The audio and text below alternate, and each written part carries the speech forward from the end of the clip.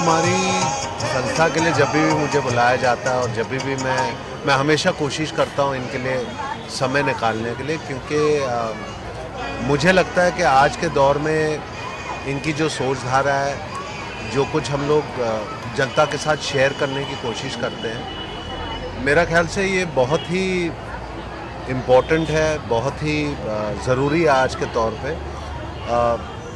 मैं तो खुद स्पिरिचुअलिटी फॉलो करता हूँ, लेकिन जैसे मैं हमेशा कहता रहा हूँ कि मेरा ख्याल से पूरे विश्व में, सिर्फ हिंदुस्तान में नहीं, पूरे विश्व में लोगों की सोचधारा बदल गई है।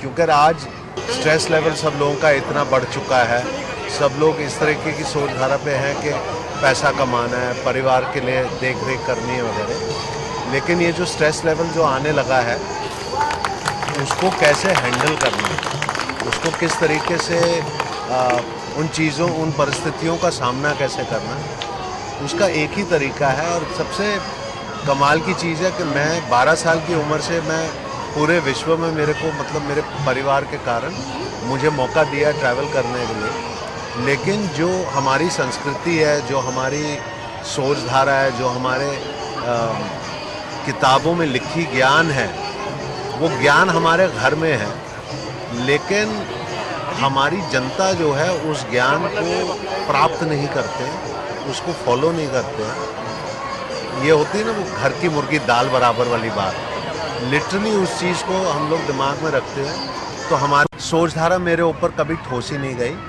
मुझे बड़े खुलेआम से, मुझे एक भाई के तौर से मुझे स्वीकार किया गया। और जो लोग, ये लोग जो कुछ कार्य, जो कुछ काम करते हैं, मुझे बड़ी खुशी होती है आकर के कि जितने भी मेरे भाई और बहन इस संस्कार, इनके साथ जुड़े हुए हैं, इतने खुशी के साथ मुस्कुराते हुए, दिल लगा करके, ये प्योरिटी जो है, जो अंदर से आती है, ये एक शक्ति जो है ब्रह्मा कुमारी की, ये शक्ति से वो प्राप्त होती है। और ये चीज़ इतने खुशी से ये लोग करते हैं, ये ठोसी कोई चीज़ नहीं है, ये एक प्रॉफिट के लिए नहीं किया जाता है। नारी की सुरक्षा, मतलब इस एक टॉपिक को इस महोत्सव में इंक्लूड किया गया, उसके बारे में हम क्या कहें, नारी सुरक्षा अभियान के बारे में? सबसे पहले तो हमें वापस याद करना चाहिए कि ये चीज़ें हमारी किताबों में, हमारी संस्कृति में लिखी गई है। हमें अपने अंदर की सोचधारा वापस बदलनी चाहिए, हमें याद करना चाहिए। हम तो क्या, वेस्टर्न वर्ल्ड में ये चीज़ें होती हैं, हमको समझ में आती है।